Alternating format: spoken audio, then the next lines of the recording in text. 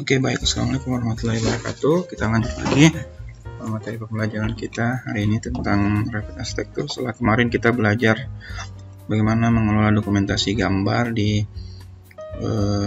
gambar Revit di arsitektur dengan memproduksi lembar-gambar denah tanpa potongan.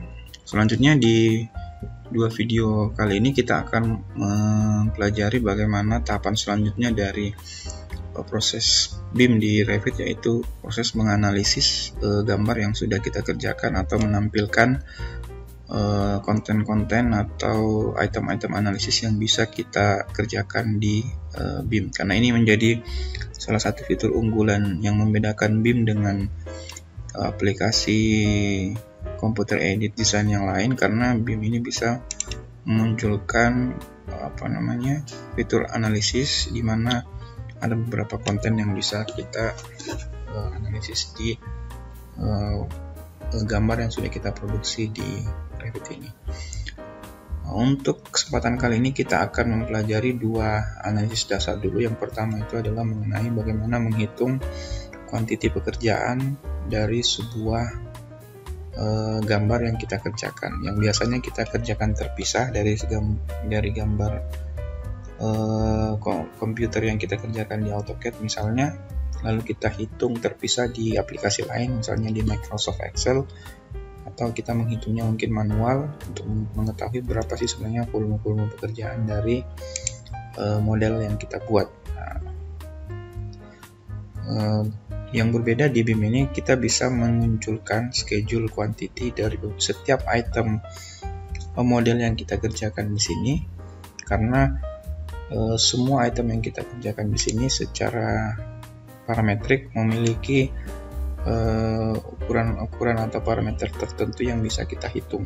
Jadi misalnya kita memilih salah satu elemen, misalnya plat, di elemen propertinya ini kita bisa lihat lantai ini punya beberapa informasi yang terkandung di dalam elemen ini. Selain jenis lantainya apa, dia juga mengandung informasi tentang di mana letaknya. Kemudian yang paling penting di sini adalah dimensinya. Untuk menghitung kuantiti dari sebuah objek arsitektur maupun struktur itu kan kita perlu mengetahui dimensinya. Nah, di sini kelihatan ada slopingnya, ada perimeternya, kemudian ada luas areanya, volumenya, kemudian posisi elevationnya dan ketebalannya. Sehingga secara basic informasi yang dimiliki model ini sebenarnya sudah cukup komplit untuk kita hitung. Hanya saja ini masih di tab properties ini masih terpisah satu sama lain berdasarkan item yang kita klik.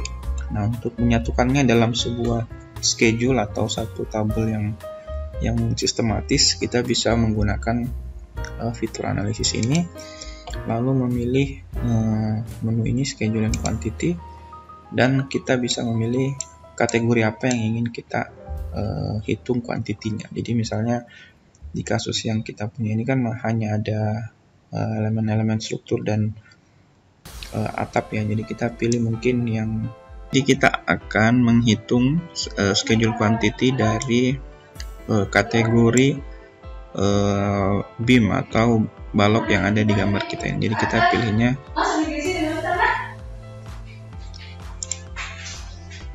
structural framing.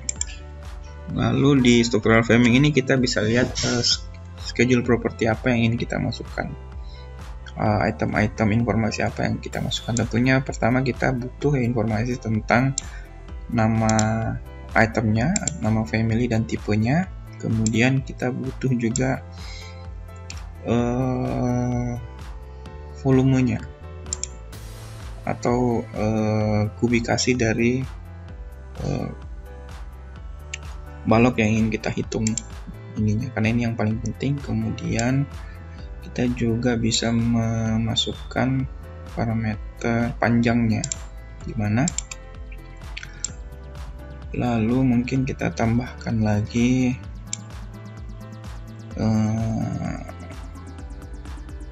reference levelnya.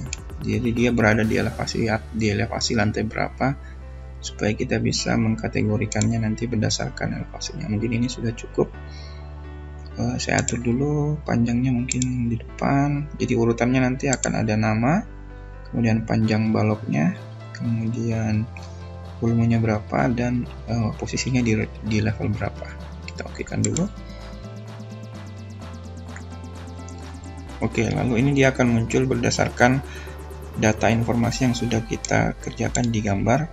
Di sini ada beberapa jenis balok yang muncul. Oh ya, karena ini jenis baloknya sementara masih sama, jadi semua balok yang kita punya itu adalah balok ukuran 30x60, karena di gambar 3D-nya ini itu semuanya kita cuma duplikasi ya dari bawah, sehingga memang tipenya cuma ada satu. Kemudian di sisi sebelahnya ada lagi panjangnya, jadi ukuran dari satu tiang ke tiang lainnya itu akan muncul di sini. Ini ada yang 120, ada yang 12 meter, ada yang 24 meter. Coba kita lihat dulu.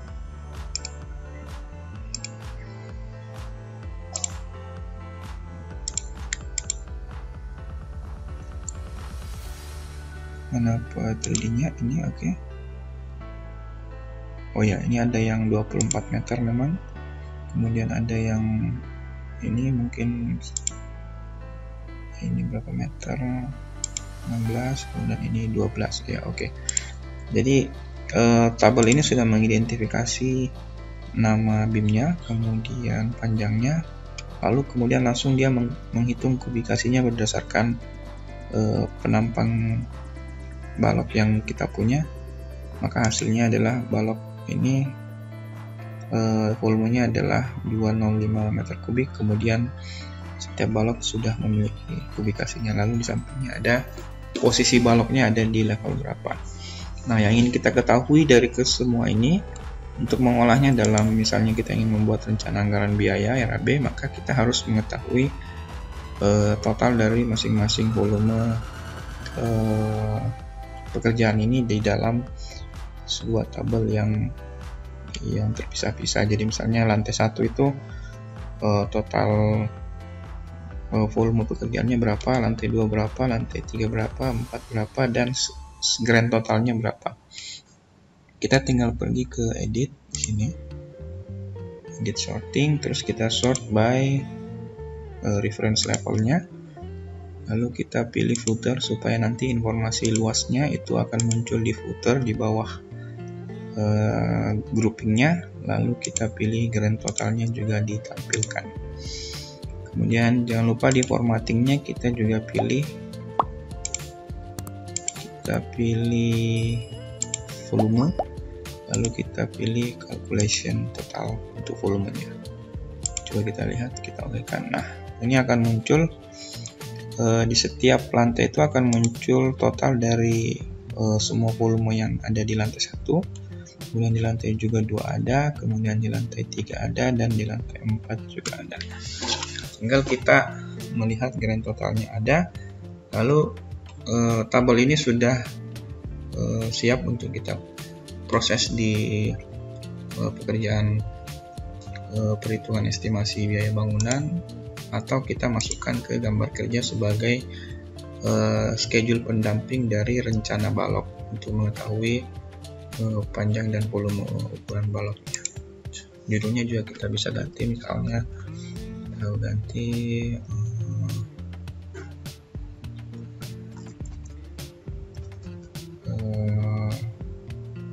tabel dimensi balok, tabel kubikasi. Maka dia akan muncul di schedule, di sini akan muncul satu kubikasi. Begitu untuk menghitung. Begitupun selanjutnya ketika kita ingin menghitung quantity dari pekerjaan lain, kita bisa pergi ke analisis ini, kemudian kita memilih schedule lagi dan pilih kategori apa yang ingin kita hitung volumenya. Nah, seperti itu, sehingga nanti setiap item pekerjaan itu kita sudah memiliki informasi dasar tentang berapa sih sebenarnya volume pekerjaan yang dibutuhkan untuk menyelesaikan gambar yang kita punya ini. Maka ketika kita mengupdate gambar ini, misalnya kita menambahkan satu balok lagi di lantai 4 misalnya, kalau kita mengcopy lalu meng-paste ini di selected level di lantai 4,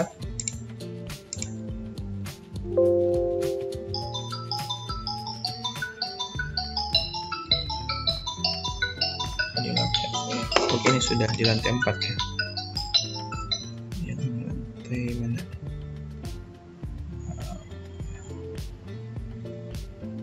Misalnya kita copy di elevasi atap ya, kita saja copy lalu di paste di selected level di lantai atap. Oke, ini maka kita bisa cek di tabel kubikasinya. Maka akan bertambah lagi satu item pekerjaan secara otomatis untuk elevasi atap yang tadinya tidak ada, menjadi terupdate secara otomatis. Itulah kenapa sistem informasi di Revit ini dalam ekosistem BIM-nya itu sangat memudahkan bagi kita, karena jika ada beberapa revisi yang kita lakukan, maka secara otomatis semua informasi yang ada di sini juga akan terupdate pada saat itu juga. Mungkin itu dulu untuk part pertama video pembelajaran kita mengenai analisis di dalam aplikasi Revit ini. Selanjutnya kita akan lanjut di video pembelajaran berikutnya. Terima kasih, semoga bermanfaat. Assalamualaikum warahmatullahi wabarakatuh.